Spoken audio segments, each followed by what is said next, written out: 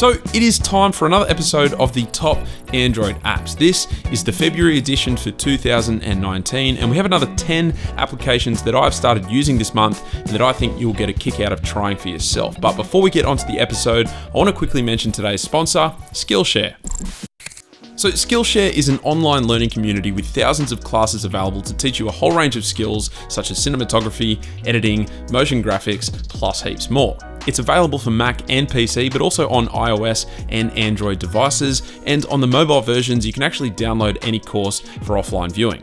I'm currently watching an indie filmmaking course that dives deep into getting the blockbuster look on a budget. It's super interesting and worthwhile, and again, this is just one example of thousands of classes available on Skillshare. Premium membership starts at less than $10 a month, but for the first 500 people to sign up using the link down in the description, you can get 2 months of Skillshare for free. All right, let's get back into the apps.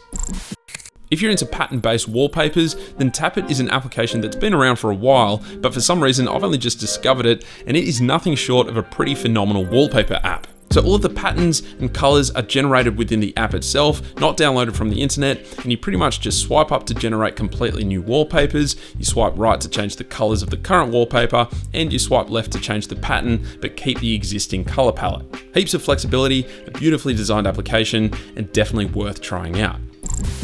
So if you're running Android Pie and love to customize your home screen, then you may just want to take a look into QUICKSWITCH. Now, this isn't actually an app available on the Play Store, and it does require root or init.d support, but what this app allows you to do is set any supported third-party launcher as the default launcher, and this means it has full access to the gesture navigation and overview menu that is usually limited to only the default stock launcher. So I use the Launchair launcher as my default provider, but you can also set it up to use OnePlus's Oxygen OS launcher along with their full screen gestures. You can use ASUS's launcher, and there are supposedly a few more coming in the near future. So if you've got root on an Android Pie device, then this is a module you should absolutely check out.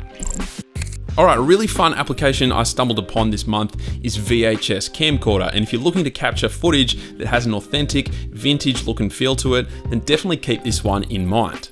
The app really effectively emulates an old school VHS camcorder. It places static lines across the footage, makes it look really flat and washed out. You've even got the classic T and W zoom toggles available, which work just as you'd expect them to. Plus, we've also got the date and timestamp embedded just for good measure.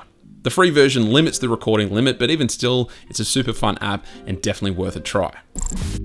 So if you fancy yourself a bit of a history buff, you want to become one, or you just appreciate a really well-designed application, then the history of everything may just tickle your fancy. As the name suggests, this app presents you with a vertical timeline of significant events in history, from the birth of the universe all the way to the invention of the internet, but it does so in such a visually pleasing manner that it actually becomes quite addicting to just sit and scroll through each key event that has taken place throughout the history of time. It does leave out quite a few significant events though, although the app is open source, so I'm sure we'll see it updated more and more as time goes on.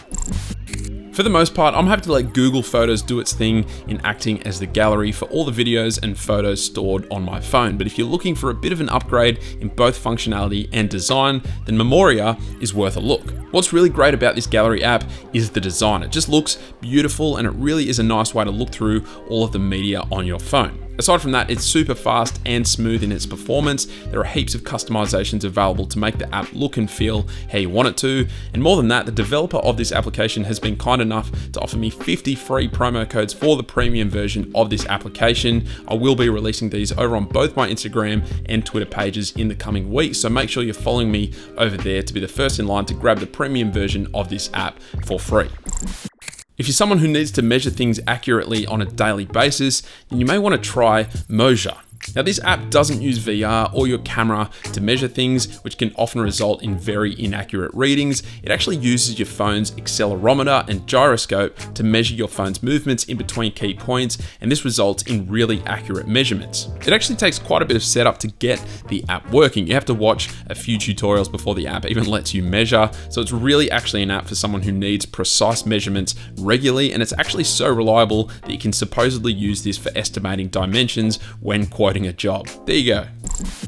Alright, this app is seriously neat. It's called Magic Fluids, and if you're looking for a new live wallpaper application or just a visually entrancing app in and of itself, then you definitely need to try this one out. The app basically offers a range of really cool and visually impressive animations that respond to the touch of your fingers. What's even cooler is that, as mentioned previously, you can set this up to be your wallpaper, and it will of course still respond to your touch. So if you're looking to make your phone stand out from the crowd, best to give this app a good go.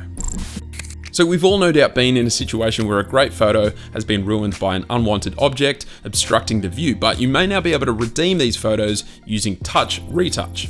It's super easy to use. You pretty much color over the object you want to remove, hit go, and the app will do the rest of the work for you. You can also use the app to quickly remove lines such as telephone wires or posts, and it's very impressive the results you can end up with. Obviously, there are some situations where the finished product will look a little bit janky, but for the most part, this app is basically a magician. Now, there's a good chance that with the popularity of this app, you've probably already heard of Boost for Reddit, but I've only just started using this recently, believe it or not, and I just love the way that it presents the Reddit feed. It's got a really clean, material design-esque look and feel, which is also customizable. It's super smooth in its functionality and in the animations in between different feeds. It's really easy to navigate and to set up so you have quick access to your favorite feeds. And to be honest, if you're a Reddit user, then I need not say anymore, this is the Reddit client you should definitely use.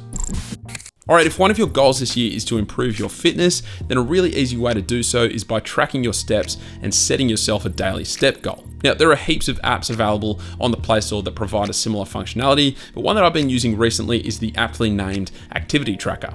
It's a really clean and dark design, so great for OLED screens, and it's just a really nice way to track your steps each day. You can set up weekly step goals, import data from Google Fit, and if you get the Pro version, you can keep a track of your weekly goal progress, and it does all of this in the background using minimal battery drain. Definitely worth a shot.